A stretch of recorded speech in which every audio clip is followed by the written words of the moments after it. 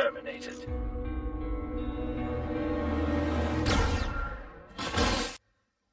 This is gonna save the franchise. You're an imbecile. Hello, and welcome back to another episode of Fumbling Through the Galaxy with your host, Severus Snape. Today we're going to be looking at a more recent TV show from the Star Wars universe, and one that, from 2019 to 2023 had some incredible highs and then a little bit of a dip for some. So, of course, I'm talking about The Mandalorian, and today specifically we'll be looking at the Kotobukiya 1/7 scale pre-painted model statue of the Mandalorian and the Child, as it's called on the box. And so that's the figure we'll be looking at today. But before we get to the table, I just want to take a brief moment to do a special shout out. And that shout out is to Rowdy Riles. Now, if you're not familiar with Rowdy Riles, you got to go check out her channel. She covers all things toy related. Let's get this bad boy open. And here he is out of the cardboard. Some pop culture stuff. The energy is awesome. The insight is awesome. The opinions are awesome. So if you haven't checked out her channel, check it out. And why am I shouting somebody out? Well, I'll tell you why. Because Rowdy has taken the time to do a series of videos where she's shouting out smaller channels like mine and inviting people to connect with those channels if they like them, to subscribe, and to create more connection through this community that we have. And so anytime I see somebody bring that kind of energy, that kind of enthusiasm, that kind of positivity to the community, it is absolutely worth recognizing, absolutely worth shouting out. Not only, because she shouted me out, but because seeing that from anybody is something that only makes the community better. So thank you, Rowdy. Really appreciate the shout out. Appreciate everything you do. And if you're somebody who happens to be subscribed to me and you're not already subscribed to Rowdy, what are you waiting for? Get over there. All right, let's get to the table. Let's have a look at this figure. Okay, so here we are at the table, taking a look at the box. Of course, here, as always, we've got some great box art. This is the figure I was referring to. Again, as I said, it's in a bit of an environment from the TV show. Here, this one is called a 1/7 scale pre-painted model kit, and specifically Mandalorian and the Child, which is interesting. This kind of tells me that this may have been 2019, circa 2019. In terms of its release date, because of course at that point they were referring to Grogu as the Child. It had not yet been disclosed what his name was. I don't see a year here, certainly not one that I can read in English or French, but I'm going to guess in and around 2019 if they're still referring to him as the Child. I may be wrong, but that's just a guess. So here again, side of the box looks great. Back of the box shot from the show, kind of a bit of what we're going to get in terms of the characters as well. Unlike prior boxes we looked at from Kotobukiya, this one actually does not have a backstory, which is interesting. That's a little bit of a departure from what Kotobukiya normally does. And so, this season one, let's talk about season one for a moment. So season one to me is, I guess, my favorite of the Mandalorian seasons, and only because, as I said in the preamble, at that time, Star Wars really needed something to reinvigorate the fan base. And along came The Mandalorian, and it kind of blew the top off of fans' expectations, and people got really, really excited about what they were seeing. We're first introduced to Mando with the key fob, hunting for one of the Bounty Hunter Guild's marks.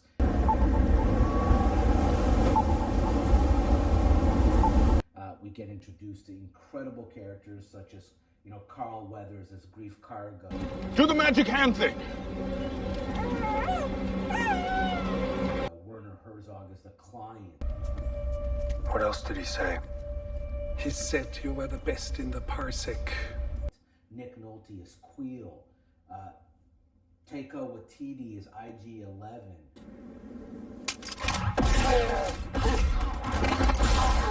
Amy Sedaris as Pelimato. It's all right. I'm a local gal. Oh, let me see that doohickey. Which is another great one. Of course, one of my favorites, Ming-Na Wen as Fennec Shand. Then think what it would do for your reputation. So, you know, a real tie-in there. So just on and on, right? We kind of get, you know, all these great characters. Of course, Giancarlo Esposito is Moff Gideon. I would prefer to avoid any further violence and encourage a moment of consideration. And Emily Swallow as the armorer.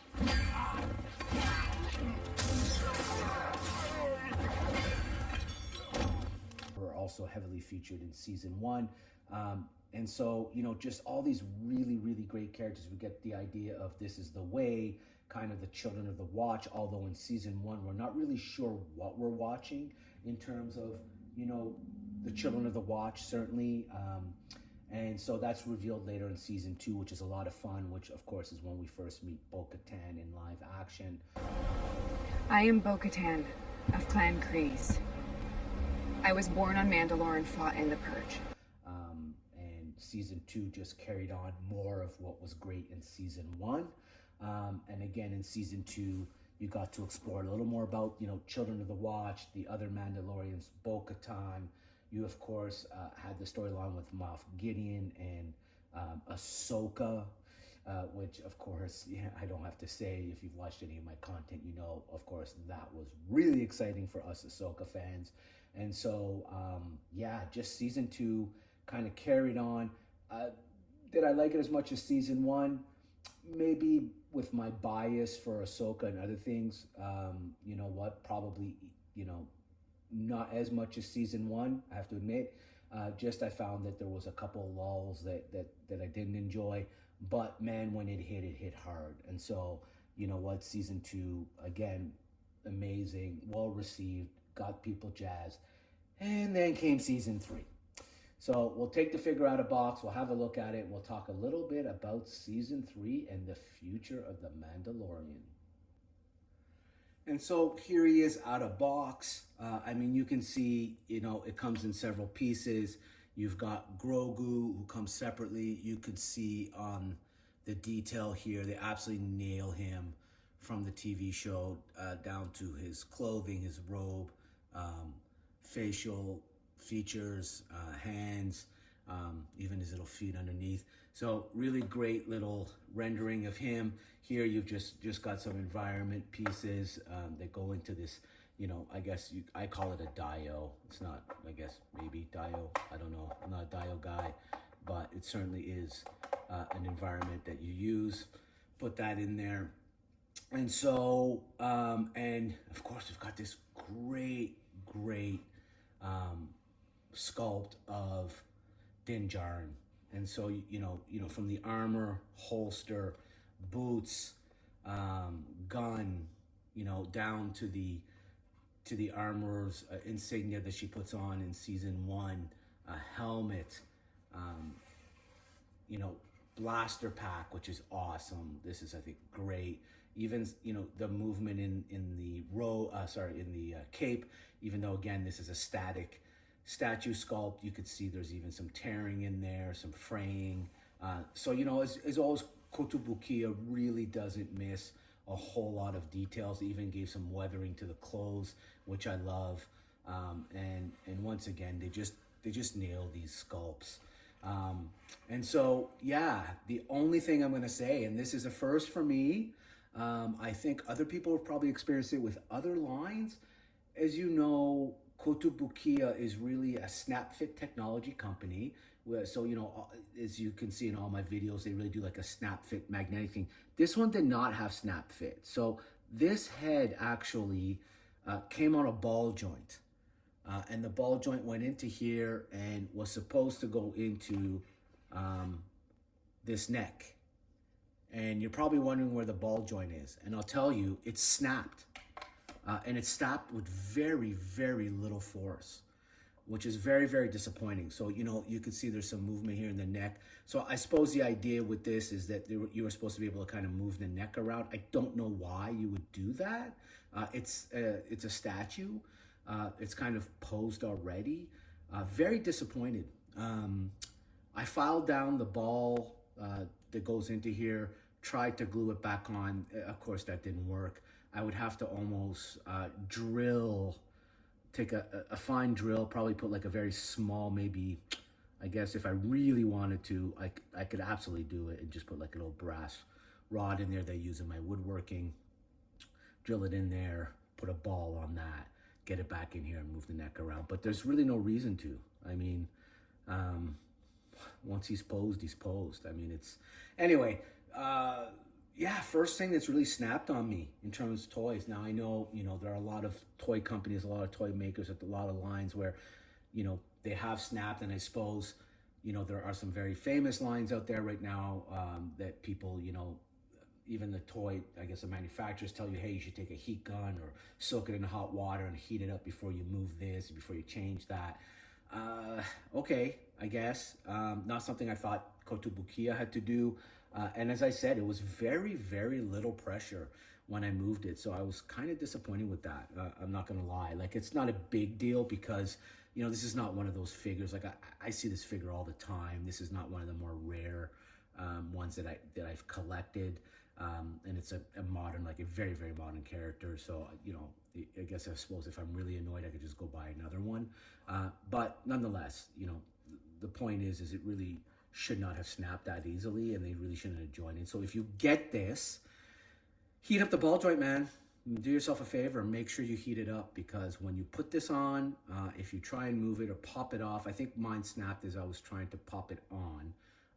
Anyways, so that's my little cautionary tale for that. So season 3 of The Mandalorian, we know, was a heavily featured Bo-Katan season. You know, I know people were very, very divided about that. I, for one, loved it because I'm a huge Bo-Katan fan. So again, there's probably some bias there. But even as somebody who didn't know a lot of Bo-Katan, I mean, my partner and I watched it, and she had no idea who Bo-Katan was, and she thoroughly enjoyed it because it was, you know, a little bit more about those who, you know, the Child of the Watch, those who weren't the Child of the Watch, kind of the mythos of Mandalore, and a lot of the other things that we got introduced to in season 3.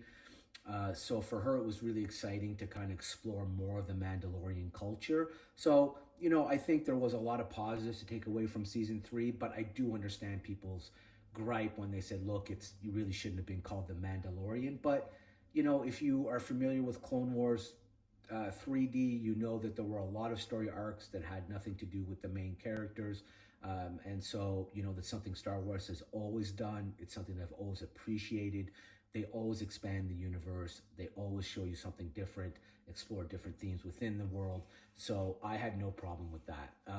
So what is the future of The Mandalorian? Well, we know that the Mando is coming out next in a feature film, I believe currently titled The Mandalorian and Grogu. So it'll be really interesting to see where we're at now. I mean, certainly the expectation is Grogu hopefully is a little more Force adept, and we'll be able to show some of that off. I know nothing about the story. I've completely avoided it. I want to be surprised, but I'm sure it will feature a lot of the characters that we've seen in the show, and I'm sure it'll feature some pretty cool and new bad guys that I'm sure will also be touched upon somewhere in the EU or canon universe. So that's going to be the next big project. Again, lots riding on that. You know, I would assume that, you know, it needs to be very successful in order to get people also excited about the new trilogy that is going to be made or not be made. I don't know. It seems every other week I read something different with Rey, which is based on the new Jedi Order books, which, if you have not read the new Jedi Order, it is a EU series that is absolutely top of the line storytelling and really deserves a big screen adaptation. And I think the Rey character is just the one to do it. So anyways, there you go.